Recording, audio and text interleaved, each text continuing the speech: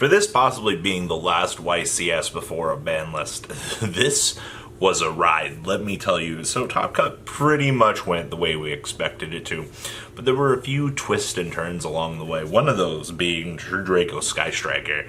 Look me straight in the eyes and tell me that nobody expected this deck to continue to evolve. Like, I thought this was a joke the first 2 times I've heard it mentioned in my life. I guess 3rd time's the charm. Let's dig on into your Top Cut interesting breakdown, shall we?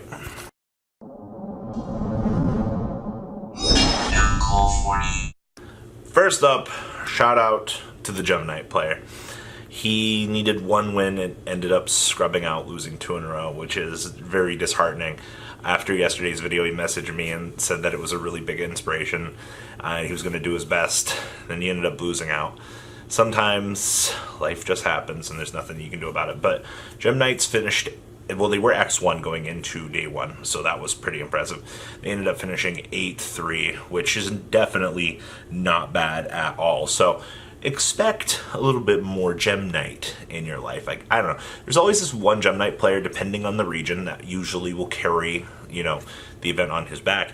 And I'm no stranger to this deck, as most of you are. It will continue to be there. Like I said, it's a very good, solid tier 2 deck. It's just, when it gets Nibiru'd, it loses really hard. That's how some of his losses went. So that's interesting. So, top 32 at the event. We had 13 Sky Striker. Oh boy, we're back at best representation. Oh boy. One of those was your invoked version. Now, we've talked about Invoked Striker in the past. We've actually seen it do kind of well at some of these events. And, I mean, access to an OTK package, Owlister giving you access to different elements, being able to kind of tutor off into anything that you really need.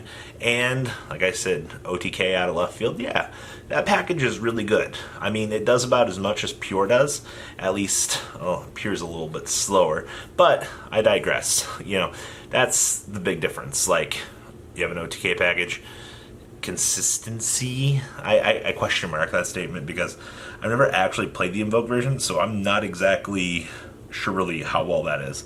And then, you know, Standard is a much slower engine.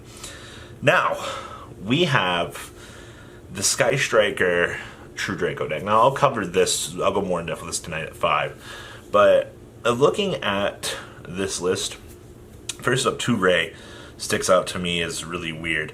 I don't know, there's just kind of something about numbers and things. We also had this, they have a spellbook engine in here to get additional draw power, and you're using the consistency of an already established Sky Striker engine to take advantage of the game state. How is it that we've taken this long to evolve this concept? Evidently, both of these made top 8 out of the 2 of them in Top Cut. Huh.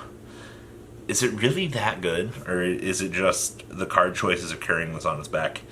I don't know. I don't have an answer for you. I'm definitely intrigued. In terms of concepts, True Draco Sky Striker is a very interesting one. And I like it. It's spicy. All right, next up we have your standard 12 Orcust. Guys, you wonder every video why I'm just like, ugh. I know the ride never ends. I get it, alright? Here's the thing. I need some spice in my life. Chaos Impact is right around the corner. And we have the Dragon Maids in November. December is going to be a pretty passive month because of the holidays. And then January, we head towards Ignition Assault. And I'm hoping Ignition Assault spices up my life a little bit, because this Orcust everywhere shenanigans. So, of these, we only had 2 Lunalight Orcusts, by the way. I don't know what happened to our representation there. Hello? Genuinely curious as to what happened there. Then we had 4 Cyber Dragon Orcust. Huh. Looks like the break your board variant is starting to see a little bit more play. And then we had 1 Thunder Dragon Orcust. Now, I've heard talk about Thunder Dragon Orcust in the past. I never really looked much into it. I know we covered one or two of them when we were going through regional list, and we talked about them. And I mean, yes, you can make impressive boards. Depends on what you're going for, your hand, how many Colossus are we attempting to put on, things like that. But outside of that, the deck's explosiveness, like the other two variants just seem to do it better. And then that would put us at 5 pure Orcust. And considering things, that's not bad. Pure is still doing relatively well. It's the other splash hybrids that's kind of deteriorating the format a little bit. And then we had 3 Salamangreat. Considering that we had a lot of Salad at the top tables, and then we got into Top Cut and Salad started to disappear. I'm not exactly sure what happened to Salad. I don't know. I guess the deck's overall matchups just get harder the further we go into Top Cut. I'm not sure about that one, but only seeing 3 when we had so many at the top tables at the end of the last round of Swiss for day 1 was interesting. Also 2 Thunder Dragon. Hey, it's not 1 this time. We had 3 technical Thunder decks in Top Cut here. We had the 2 pure and we had the 1 copy of the Orcust one. So yeah, technically 3 Thunder in top. Crusadia Thunder, you guys remember that deck, right? You remember combo ability? Well, now that Nibiru exists, that deck has just fallen off the face of the planet. It's actually kind of crazy that the once mighty OTK factor of that deck has just disappeared off the face of the planet. Like, no pun intended for Nibiru.